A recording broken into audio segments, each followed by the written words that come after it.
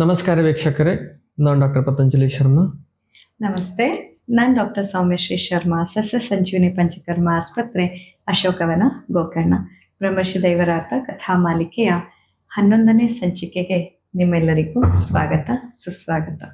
ಸಮಸ್ತ ವೀಕ್ಷಕರಿಗೆಲ್ಲರಿಗೂ ಕೂಡ ನವರಾತ್ರಿ ಹಬ್ಬದ ಹಾರ್ದಿಕ ಶುಭಾಶಯಗಳು. ನಾವು ಕಳೆದ ಕಥಾ ಮಾಲಿಕೆಯಲ್ಲಿ ಕಾವ್ಯಕಂಠ ಗಣಪತಿ ಮುನಿಗಳ ಬಗ್ಗೆ ಹೇಳ್ತಾ ಇದ್ವಿ. ಅವರ ವಿಶೇಷತೆ ಏನು, ಅವರ ವೈಶಿಷ್ಟ್ಯ ಏನು ಅನ್ನುವಂಥದ್ದು ಗೋಕರ್ಣದ ಜನರಿಗೆ ಈಗಾಗಲೇ ಜಸ್ಟ್ ಸ್ವಲ್ಪ ಗೊತ್ತಾಗ್ತಾ ಇದೆ. ಎಲ್ರಿಗೂ ಇನ್ನು ಗೊತ್ತಾಗ್ಲಿಲ್ಲ ಅನ್ನೋದಕ್ಕೆ ಈ ಮುಂದಿನ ಒಂದು ದೃಷ್ಟಾಂತ ನಿಮ್ಗೆ ವಿವರಣೆಯನ್ನ ಕೊಡುತ್ತೆ. ವಾಸಿಷ್ಠ ಗಣಪತಿ ಮುನಿಗಳ ದಿವ್ಯ ವ್ಯಕ್ತಿತ್ವದ ಪರಿಚಯವಾಗಲು ಗೋಕರ್ಣದ ಪ್ರಮುಖ ವ್ಯಕ್ತಿಗಳು ಶಿಷ್ಯರಾದರು. ಎಲ್ಲರೂ ಸೇರಿ ಸಮಾಲೋಚಿಸಿ ತಕ್ಷಣವೇ ಅವರ ಊಟ, ವಸತಿ ಇತ್ಯಾದಿಗಳ ಬಗ್ಗೆ ಅನುಕೂಲಕರವಾದಂತಹ ವ್ಯವಸ್ಥೆ ಮಾಡಿದರು. ಈ ಮೊದಲು ವಾಸಿಸುತ್ತಿದ್ದ ಸಣ್ಣ ಕೋಣೆಯಿಂದ ಅವರ ವಸತಿಯನ್ನ ಅದೇ ಓಣಿಯಲ್ಲಿರುವ ಸರಸು ಮನೆಗೆ ಬದಲಾಯಿಸಲಾಯಿತು. ಈ ವೇಳೆಗೆ ವೇದವನ್ನ ಅಧ್ಯಯನ ಮಾಡಿ ವೇದಾರ್ಥ ಜ್ಞಾನವನ್ನ ಪಡೆಯಲೆಂದೇ ಗೋಕರ್ಣಕ್ಕೆ ಬಂದಿದ್ದ ಗಣಪತಿ ಮುನಿಗಳು ಋಗ್ವೇದ ಪುಸ್ತಕವು ಯಾರಲ್ಲಿ ಸಿಗಬಹುದು ಎಂದು ವಿಚಾರಿಸಿದರು. ಅಂದಿನ ದಿನಗಳಲ್ಲಿ ಮುದ್ರಿತವಾದ ವೇದ ಪುಸ್ತಕಗಳು ದೊರೆಯುತ್ತಿರಲಿಲ್ಲ. ಕೆಲವರಲ್ಲಿ ಮಾತ್ರ ವಿರಳವಾಗಿ ಕೈ ಬರಹದ ಪುಸ್ತಕಗಳು ಇರುತ್ತಿದ್ದವು. ಅವರು ಅದನ್ನು ಬಹು ಜೋಪಾನವಾಗಿ ಕಾದಿಡುತ್ತಿದ್ದು ಯಾರಿಗೂ ಅದನ್ನು ಹೊರಗೆ ಒಯ್ಯಲು ಕೊಡುತ್ತಿರಲಿಲ್ಲ. ಊರ ಪ್ರಮುಖರು ಗಣಪತಿ ಮುನಿಗಳಿಗಾಗಿ ವೇದ ಪುಸ್ತಕದ ಬಗೆಗೆ ವಿಚಾರಿಸಲು ಅನಂತ ಉಪಾಧ್ಯಾಯ ಎಂಬುವವರ ಮನೆಗೆ ಬಂದು ಪುಸ್ತಕವನ್ನ ಓದಿ ಹೋಗಲು ಒಪ್ಪಿದರು. ಅಂತೆಯೇ ಗಣಪತಿ ಮುನಿಗಳು ಪ್ರತಿದಿನ ಅನಂತ ಉಪಾಧ್ಯಾಯರ ಮನೆಗೆ ಹೋಗಿ 1 ತಾಸು ಕುಳಿತು ಪುಸ್ತಕವನ್ನೋದಿ ಹಿಂದೆ ತಿರುಗುತ್ತಿದ್ದರು. ಇದರಿಂದ ಚಕಿತರಾದ ಅನಂತ ಉಪಾಧ್ಯಾಯರು ಗಣಪತಿ ಮುನಿಗಳ ಶಿಷ್ಯರೊಡನೆ, ಹುಚ್ಚು ಶಾಸ್ತ್ರಿ, ವೇದಾಧ್ಯಯನ ಮಾಡಲು 4-5 ವರ್ಷಗಳೇ ಸಾಲುವುದಿಲ್ಲ. ದಿನಕ್ಕೊಂದು ತಾಸು ಪುಸ್ತಕದ ಪುಟ ತಿರುವಿದರೆ ಏನು ತಿಳಿಯುತ್ತದೆ ಎಂದು ಅಣಕವಾಡಿದರು. ಶಾಸ್ತ್ರಿ ಎಂಬುದು ಮನೆತನದ ಹೆಸರು. ಹೀಗಿರುವಾಗ 8ನೇ ದಿವಸ ಋಗ್ವೇದ ಸಂಹಿತೆಯನ್ನ ಪೂರ್ತಿಯಾಗಿ ಓದಿ ಮುಗಿಸಿದ ಗಣಪತಿ ಮುನಿಗಳು ಅನಂತ ಉಪಾಧ್ಯಾಯರಿಗೆ ಪುಸ್ತಕವನ್ನು ಒಪ್ಪಿಸುತ್ತಾ ಓದಲು ಕೊಟ್ಟ ಬಗ್ಗೆ ತಮ್ಮ ಧನ್ಯವಾದವನ್ನ ಅರ್ಪಿಸಿದರು. ಆಗ ಅವರು, ಅರೆ, ಇಷ್ಟು ಬೇಗ ಇಡೀ ಋಗ್ವೇದವನ್ನ ಓದಿ ಮುಗಿಸಿದೀರಾ ಎಂದು ಉದ್ಗರಿಸುತ್ತಾ, ಎಲ್ಲಿ ಸ್ವಲ್ಪ ಹೇಳುತ್ತೀರಾ ಕೇಳೋಣ ಎಂದಾಗ ಗಣಪತಿ ಮುನಿಗಳು ಶಾಂತಚಿತ್ತದಿಂದ ನನಗೆ ತಿಳಿದಷ್ಟು ಹೇಳುತ್ತೇನೆ ಎನ್ನುತ್ತಾ ಪದ್ಮಾಸನದಲ್ಲಿ ಕುಳಿತು ವೇದವನ್ನ ಹೇಳಲು ಪ್ರಾರಂಭಿಸಿದರು. ಅದೇನು ವಿಸ್ಮಯ! ಅವರ ಬಾಯಿಂದ ಅಸ್ಖಲಿತವಾದ ದಿವ್ಯವಾಣಿಯ ರೂಪದಿಂದ ವೇದ ಮಂತ್ರಗಳು ತಡೆ ಇಲ್ಲದೆ ಹರಿಯತೊಡಗಿದವು. ಆಗ ಅನಂತ ಉಪಾಧ್ಯಾಯರಿಗೆ ಗಣಪತಿ ಮುನಿಗಳ ಸರ್ವಜ್ಞ ಸ್ವರೂಪದ ದರ್ಶನವಾಯಿತು.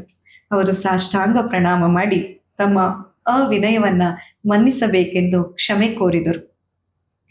ಸಾವಿರಾರು ವರ್ಷಗಳ ಹಿಂದೆ ಪುಸ್ತಕಗಳೇ ಇಲ್ಲದ ಕಾಲದಲ್ಲಿ ವೇದವು ಒಬ್ಬರಿಂದ ಒಬ್ಬರಿಗೆ ಕರ್ಣ ಪರಂಪರೆಯಿಂದ ಅಂದ್ರೆ ಕೇಳುವುದರಿಂದ ಹರಿದು ಬಂದಂತಹ ಅತ್ಯಂತ ಪ್ರಾಚೀನವಾದ ಒಂದು ಮಹಾಗ್ರಂಥ. ಆದಾಗ್ಯೂ ಒಂದು ಅಕ್ಷರವೂ ಬದಲಾಗದೆ ಮೂಲ ರೂಪದಲ್ಲಿಯೇ ಪರಿಶುದ್ಧವಾಗಿ ಉಳಿದು ಬಂದಿರುವುದು ಇದರ ವಿಶೇಷವಾಗಿದೆ. ಅನಂತರ ಮುಂದಿನ ಶತಮಾನಗಳಲ್ಲಿ ತಾಳೆಗರಿಯ ಮೇಲೆ ಲಿಖಿತ ರೂಪದಲ್ಲಿ ಇದು ದಾಖಲಿಸಲ್ಪಟ್ಟಿತು. ಸಾಮಾನ್ಯವಾಗಿ ವೇದ ಮಂತ್ರಗಳನ್ನ ಅಪೌರುಷೇಯ ಅಂತ ಹೇಳ್ತಾರೆ. ಅಂದ್ರೆ ಇದನ್ನು ಯಾವುದೇ ಒಂದು ಪುರುಷರು ಬರೆದಿದ್ದಲ್ಲ, ಮನುಷ್ಯರು ಬರೆದಿದ್ದಲ್ಲ. ಆ ದೈವಿ ಶಕ್ತಿಯಿಂದ ಒಬ್ಬರ ಬಾಯಿಂದ ಒಬ್ಬರಿಗೆ ಇದು ಕೇಳಿ ಕೇಳಿ ಕೇಳಿ ಬರ್ತಾ ಇರುವಂತಹದ್ದು. ಆದರೂ ಕೂಡ ಒಂದೇ ಒಂದು ಅಕ್ಷರಗಳು ಕೂಡ ಅದರಲ್ಲಿ ತಪ್ಪಿಲ್ಲ.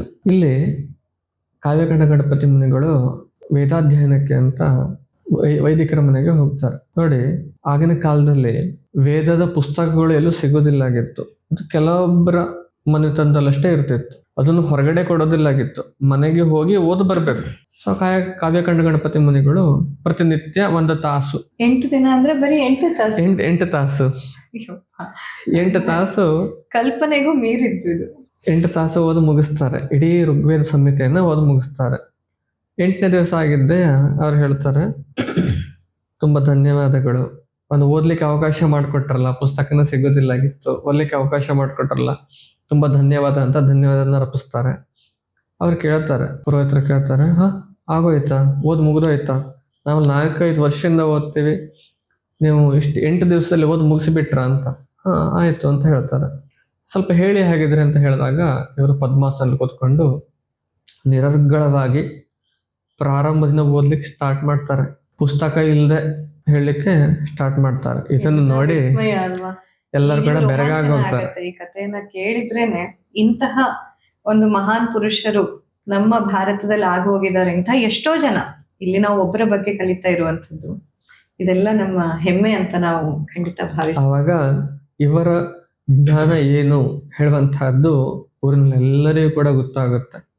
ಇಂಥ ಒಂದು ಅಗಾಧ ಮೇಧಾಶಕ್ತಿ ಇರುವಂತ ಕಾವ್ಯಕಂಠ ಗಣಪತಿ ಮುನಿಗಳ ಬಗ್ಗೆ ಎಲ್ಲರಿಗೂ ಕೂಡ ಗೊತ್ತಾಗತ್ತೆ. ಅದರ ನಂತರ ಅವರೆಲ್ಲರೂ ಕೂಡ ಅವರ ಶಿಷ್ಯಂದಿರಾಗ್ತಾರೆ. ಅದರ ನಂತರ ಅವ್ರು ಏನ್ ಮಾಡ್ತಾರೆ ಅಂತಂದ್ರೆ, ಇಲ್ಲೇ ಹತ್ರ ಇರುವಂತ ಉಮಾಮಹೇಶ್ವರ ದೇವಸ್ಥಾನದಲ್ಲಿ ಉಳ್ಕೊಳ್ತಾರೆ.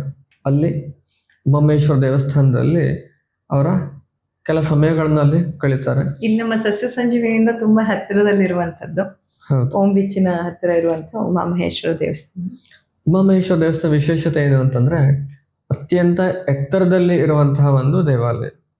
ಅಲ್ಲಿ ಊರ ಜನರ ಸಂಪರ್ಕ ಸ್ವಲ್ಪ ಕಡಿಮೆ, ತುಂಬಾ ಪ್ರಶಾಂತವಾದಂತಹ ಒಂದು ಸ್ಥಳ. ನೋಡಿ, ಕಾವ್ಯಕಂಠ ಗಣಪತಿ ಮುನಿಗಳು ಅದನ್ನ ಆಯ್ಕೆ ಮಾಡ್ಕೊತಾರೆ.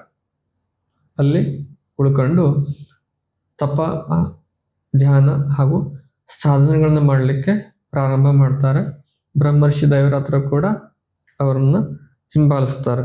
ಉಮಾಮಹೇಶ್ವರ ಉಪವನದಲ್ಲಿ ಗಣಪತಿ ಮುನಿಗಳು ತಪಸ್ಸು ಮಾಡಲು ನಿಶ್ಚಯಿಸಿರುವುದನ್ನು ತಿಳಿದು ಗೋಕರ್ಣದ ಪ್ರತಿಷ್ಠಾ ಜ್ಯೋತಿಷ್ಯಗಳಾದ ನಾರಾಯಣ ಪಂಡಿತರು, ವೆಂಕಟರಮಣ ಪಂಡಿತರು ಹಾಗೂ ಊರಿನ ಇತರ ಗಣ್ಯ ವ್ಯಕ್ತಿಗಳು ಇವರಿಗೆ ಬೇಕಾದ ಆಹಾರ ಸಾಮಗ್ರಿಗಳು ಹಾಗೂ ಇನ್ನಿತರ ವಸ್ತುಗಳನ್ನು ಒದಗಿಸುವ ವ್ಯವಸ್ಥೆ ಮಾಡಿದರು. ಸ್ವಲ್ಪ ದಿನಗಳಲ್ಲಿಯೇ ತೆಂಗಿನ ಗರಿಗಳಿಂದ ಹೊರಿಸಲ್ಪಟ್ಟ ಛಾವಣಿಯ ಒಂದು ಕುಟೀರ ನಿರ್ಮಾಣ ಮಾಡಲು ಗಣಪತಿ ಮುನಿ ಆರ್ಷ ದಂಪತಿಗಳು ಅದರಲ್ಲಿ ವಾಸ ಮಾಡಿದರು. ಅಂದ್ರೆ ಊರಿನ ಜನರೆಲ್ಲ ಕೂಡಿ ಅವರಿಗೆ ಉಳ್ಕೊಳ್ಳಿಕ್ಕೆ ಉಮಾಮಹೇಶ್ವರದಲ್ಲಿ ವ್ಯವಸ್ಥೆಯನ್ನ ಮಾಡ್ತಾರೆ. ಅವರಿಗೆ ಬೇಕಾಗಿರುವಂತ ಆಹಾರ ಸಾಮಗ್ರಿಗಳಿರ್ಬೋದು, ಉಳ್ಕೊಳ್ಳಿಕ್ಕೆ ಒಂದು ಸಣ್ಣ ಮನೆ, ತೆಂಗಿನ ಗರಿಯನ್ನು ಹಾಕಿ ಮನೆಯನ್ನ ಮಾಡಿಕೊಡ್ತಾರೆ ಅವರಿಗೆ. ದಿನಾಲೂ ಸಾಯಂಕಾಲ ಉಮಾಮಹೇಶ್ವರ ಉಪವನದಿಂದ ಗಣಪತಿ ಮುನಿಗಳು ಗೋಕರ್ಣಕ್ಕೆ ಬಂದು ಅಲ್ಲಿ ಕೋಟಿತೀರ್ಥದ ದಕ್ಷಿಣ ದಿಕ್ಕಿರುವ ಕೃಷ್ಣಾಪುರದಲ್ಲಿ ಆಚಾರ, ವಿಚಾರ, ಆಧ್ಯಾತ್ಮ, ಸಂಸ್ಕೃತಿ ಹೀಗೆ ಒಂದೊಂದು ದಿನ ಒಂದೊಂದು ವಿಷಯದ ಮೇಲೆ ವಿದ್ಯಾರ್ಥಿಗಳಿಗೆ ಪ್ರವಚನವನ್ನು ನೀಡ್ತಿದ್ರು. ಅಲ್ಲಿಂದ ಹತ್ರ ಆಗತ್ತೆ ಅದು. ಅಲ್ಲಿಂದ ಅಂದ್ರೆ ಉಮಾಮಹೇಶ್ವರ ಹೇಳಿರುವಂತಹದ್ದು ಕುಡ್ಲೆಯಿಂದ ಮೇಲ್ಗಡೆ ಇದೆ. ಅಲ್ಲಿಂದ ಅವರು ಒಳದಾರಿಯಲ್ಲಿ ನಡ್ಕೊಂಡು ಬರ್ತಿದ್ರು. ಕೃಷ್ಣಾಪುರ ಅಂತಂದ್ರೆ ಕೋಟೆ ತೀರ್ಥದಲ್ಲಿ ಇರುವಂತಹದ್ದು. ಅಲ್ಲಿ ಹಿಂಭಾಗದಲ್ಲಿ ಒಂದು ಹಾದಿ ಇದೆ, ಅಲ್ಲಿ ಗಾಯತ್ರಿ ಗುಡ್ಡ ಅಂತ ಹೇಳ್ತಾರೆ. ಹಾಗೆ ಹೋದ್ರೆ ಉಮಾಮಹೇಶ್ವರ ತುಂಬಾ ಹತ್ರ ಆಗತ್ತೆ. ಆ ಒಂದು ಹಾದಿಯಲ್ಲಿ ಕಾಲ್ನಡಿಗೆಯಲ್ಲಿ ಅವರು ಸಾಗ್ತಿದ್ರು. ಆ ವೇಳೆಗೆ ಉಮಾಮಹೇಶ್ವರ ಉಪವನದಲ್ಲಿ ಅವರ ಪತ್ನಿ ವಿಶಾಲಾಕ್ಷಿ ಅಮ್ಮನವರು ಒಂಟಿಯಾಗಿರುವುದರಿಂದ ಅವರ ಜೊತೆಗೆ ಉಳಿಯಲು ಹಾಗೂ ಅಡಿಗೆ ಮಾಡಲು ಒಬ್ಬ ಹೆಂಗಸಿನ ಅವಶ್ಯಕತೆ ಇತ್ತು. ಆದ ಕಾರಣ ನಾರಾಯಣ ಪಂಡಿತರು ತಮಗೆ ತಿಳಿದಿರುವ ಕೆಲವು ಹೆಂಗಸರಲ್ಲಿ ವಿಚಾರಿಸಿದಾಗ ಅವರು ಗುರುತು ಪರಿಚಯವಿಲ್ಲದ ಯಾವುದೋ ಅಪರಿಚಿತರು, ಅವರ ಭಾಷೆ ಕೂಡ ತಿಳಿದಿರಲಿಲ್ಲ. ಆದುದರಿಂದ ಸ್ಥಳವೂ ಊರಿಂದ ದೂರವಾದ ನಿರ್ಜನ ಪ್ರದೇಶ, ಆದ್ದರಿಂದ ಅಲ್ಲಿಗೆ ಹೋಗಲು ಸಾಧ್ಯವಿಲ್ಲ ಎಂದರು. ಹೀಗಿರುವಾಗ ಅಲ್ಲಿಗೆ ಹೋಗಿ ಉಳಿಯುವುದಕ್ಕೆ ಯಾರೊಬ್ಬರು ಕೂಡ ಒಪ್ಪಿಕೊಳ್ಳಲಿಲ್ಲ. ಇಲ್ಲಿ ಆ ಒಂದು ಉಮಾಮಹೇಶ್ವರ ನಿಮ್ಗೆ ಆವಾಗಲೇ ಹೇಳಿದ್ದೆ, ಊರಿಂದ ಹೊರಗಡೆ ಇರುವಂತಹದ್ದು ಅಂತ. ಒಂದು ನಿರ್ಜನ ಪ್ರದೇಶವಾಗಿತ್ತು. ಆದರೆ ಕಾವ್ಯಕಂಠ ಗಣಪತಿ ಮುನಿಗಳನ್ನ ಸೆಳೆದಿರುವಂತಹ ಒಂದು ಜಾಗ. ಅಂದ್ರೆ ಅದೊಂದು ಶಕ್ತಿ ಕ್ಷೇತ್ರ ಅಂತ ಹೇಳ್ಬೇಕು. ಆ ಶಕ್ತಿ ತುಂಬಿಕೊಂಡಿದೆ, ಅದಕ್ಕಾಗಿ ಅವರು ಅಲ್ಲಿ ಹೋಗಿ, ಅದರಲ್ಲೂ ಇಂಥ ಮಹಾತ್ಮರಲ್ಲಿ ಉಳಿದ ನಂತರ ಅಂತೂ ಅಲ್ಲಿ ಆ ಶಕ್ತಿ ಇನ್ನಷ್ಟು ದುಪ್ಪಟ್ಟಾಗಿರೋದ್ರಲ್ಲಿ ಯಾವುದೇ ಸಂಶಯ ಇಲ್ಲ. ಅದರಲ್ಲೂ ವಿಶಾಲಾಕ್ಷಿ ಅಮ್ಮನವರ ಬಗ್ಗೆ ಹೇಳಲೇಬೇಕು. ಹೌದು, ವಿಶಾಲಾಕ್ಷಿ ಅಮ್ಮನವರು ಸಾಮಾನ್ಯರೇನಲ್ಲ.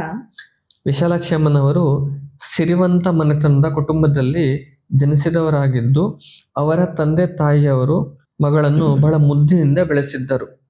ಅಕ್ಕರೆಯ ಅರಮನೆಯಲ್ಲಿ ಕಷ್ಟ ನಿಷ್ಠರುಗಳ ಅರಿವಿಲ್ಲದೆ ಸುಕುಮಾರಿಯಾಗಿ ಬೆಳೆದ ಅವರು ಮೃದು ಮನಸ್ಸಿನ ಅಮಾಯಕ ವ್ಯಕ್ತಿತ್ವದವರಾಗಿದ್ದು ಅವರಿಗೆ ಅಡಿಗೆ ಮಾಡುವುದು ತಿಳಿದಿರಲಿಲ್ಲ. ಗಣಪತಿ ಮುನಿಗಳು ಸದಾ ಪುಣ್ಯಕ್ಷೇತ್ರಗಳನ್ನು ಸಂಚರಿಸುತ್ತಿದ್ದು ಒಂದೇ ಕಡೆ ನಿಲ್ಲುತ್ತಿರಲಿಲ್ಲ. ಇದರಿಂದ ವಿಶಾಲಾಕ್ಷಿ ಅಮ್ಮನವರಿಗೆ ಹೊಸದಾದ ಊರು, ಅಪರಿಚಿತ ಭಾಷೆ, ಎಂಥವುದೋ ವಾತಾವರಣ, ಇವುಗಳಿಗೆಲ್ಲ ಹೊಂದಿ ನಡೆಯುವುದು ಕಷ್ಟವಾಗಿತ್ತು. ಅಂದ್ರೆ ವಿಶಾಲಾಕ್ಷಿ ಅಮ್ಮನವರು ಸಿರಿವಂತ ಕುಟುಂಬದಿಂದ ಬಂದವರು, ಅರಮನೆಯಲ್ಲಿ ಬೆಳೆದಂಥವ್ರು. ಅವರಿಗೆ ಅಡಿಗೆ ಮಾಡ್ಲಿಕ್ಕೆ ಯಾವುದು ಬರ್ತಿರ್ಲಿಲ್ಲ. ಕಾವ್ಯಕಂಠ ಗಣಪತಿ ಮುನಿಗಳು ಒಂದೇ ಕಡೆ ಇರುವುದಿಲ್ಲಾಗಿತ್ತು, ಬೇರೆ ಬೇರೆ ಕಡೆ ಹೋಗಿ ಬಂದೇ ಮಾಡ್ತಾ ಇರ್ತಿದ್ರು. ಆದ್ದರಿಂದ ಅವರಿಗೆ ಅಡಿಗೆ ಮಾಡ್ಲಿಕ್ಕೆ ಒಂದು ಜನ ಬೇಕಿತ್ತು. ಆವಾಗ ಬಾಲಕ ಗಣೇಶ ಇದೊಂದಲ್ಲ, ಮೊದಲಿಂದನೂ ಆತನಿಗೆ ಗುರು ಸೇವೆ ಅನ್ನೋದು ಅಷ್ಟು ಪ್ರೀತಿ. ಊರ್ ಜನ ಯಾರು ಬರ್ಲಿಕ್ಕೆ ಅಡಿಗೆ ಮಾಡ್ಲಿಕ್ಕೆ ಹೊಲಿಕ್ಕೆ ರೆಡಿ ಆಗೋದಿಲ್ಲ, ಯಾ ಹೆಂಗಸರು ಹೊಲಿಕ್ಕೆ ರೆಡಿ ಇಲ್ಲ. ಯಾಕಂತಂದ್ರೆ ಅಷ್ಟು ದೂರ ಹೋಗ್ಬೇಕು, ನಿರ್ಜನ ಪ್ರದೇಶ, ಯಾರ ತಾನೇ ಹೋಗ್ಲಿಕ್ಕೆ ಬಿಡ್ತಾರೆ. ಅದು ಕೂಡ ಭಾಷೆ ಗೊತ್ತಿದ್ದಿರುವಂತ ಒಂದು ಜನ ಬಂದಿದ್ದಾರೆ ಇಲ್ಲಿ, ಅದಕ್ಕೆ ಸಿದ್ಧ ಆಗ್ತಾನೆ ಬಾಲಕ ಗಣೇಶ. ಹಾಗಿದ್ರೆ ಇಂತಹ ಒಂದು ವ್ಯಕ್ತಿತ್ವ ಉಳ್ಳಂತಹ ಗಣಪತಿ ಮುನಿಗಳು, ಅವರ ಇತಿಹಾಸ ಅಂದ್ರೆ ಅವರ ಹುಟ್ಟು ಇರ್ಬೋದು, ಅವರ ಬೆಳವಣಿಗೆ, ಬಾಲ್ಯದಿಂದ ಅವರ ವ್ಯಕ್ತಿತ್ವ ಹೇಗೆ ಇತ್ತು ಅನ್ನೋದನ್ನು ಕೂಡ ಸಂಕ್ಷಿಪ್ತವಾಗಿ ನಾವು ತಿಳ್ಕೊಳ್ಳಿಕ್ಕೆ ಬೇಕು. ಯಾಕಂತಂದ್ರೆ ಇಂಥ ಒಂದು ಮಹಾಪುರುಷರ ಬಗ್ಗೆ ನಾವು ಕೇಳೋದ್ರಿಂದ ನಮಗೆ ಪುಣ್ಯ ಸಿಗತ್ತೆ ಅಂತ ಹೇಳ್ತಾರೆ. ಖಂಡಿತ ಹೌದು. ಜನ್ಮ ಜನ್ಮಾಂತರದ ಪಾಪ ನಾಶ ಆಗೋದ್ರಲ್ಲೂ ಯಾವುದೇ ಸಂಶಯವಿಲ್ಲ. ಮತ್ತೆ ಇಂತಹ ಮಹಾನ್ ವ್ಯಕ್ತಿಗಳ ಬಗ್ಗೆ ದಿನ ದಿನ ನಾವು ಕಲಿಯಬೇಕು, ದಿನ ದಿನ ತಿಳಿದುಕೊಳ್ಬೇಕು. ಅವರ ವ್ಯಕ್ತಿತ್ವದಿಂದ ನಾವು ಪ್ರೇರೇಪಿತರಾಗಬೇಕು.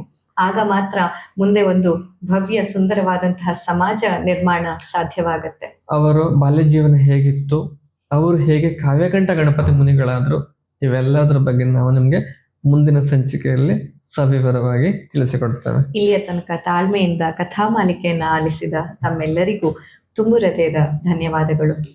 ಎಲ್ಲರಿಗೂ ಕೂಡ ಇನ್ನೊಮ್ಮೆ ವಿಜಯದಶಮಿಯ ಹಾರ್ದಿಕ ಶುಭಾಶಯಗಳು. ಬ್ರಹ್ಮಶ್ರೀ ದೈವರಾತರ ಆಶೀರ್ವಾದ ಸದಾ ನಿಮ್ಮೆಲ್ಲರ ಮೇಲಿರಲಿ ಎಂದು ಪ್ರಾರ್ಥಿಸುತ್ತಾ ಇವತ್ತಿನ ಸಂಚಿಕೆಯನ್ನ ಇಲ್ಲಿಗೆ ಸಂಪನ್ನಗೊಳಿಸ್ತಾ ಇದ್ದೇವೆ. ನಮಸ್ಕಾರ. ನಮಸ್ತೆ.